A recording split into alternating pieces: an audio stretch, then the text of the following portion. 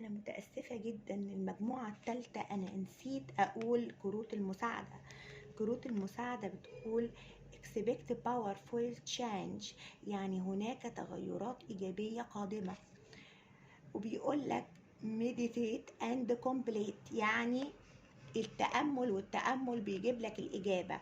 وكمان نسيت أقول الأبراج، يعني ذا تشاريوت برج السرطان، الديفل برج الجدي، الهيروفنت برج الثور، الكوين اوف بنتيكل برج انا بشوفها عذراء. عندي العالم كل الابراج. في ايه كمان ابراج؟ زمون حوت او سرطان، امبرس تور، الشمس برج بشوفه برج الاسد او برج القوس، التمبرانس قوس، الكوين اوف سورد برج الكوين اوف سورد بشوفه ميزان او جوزاء او دلو.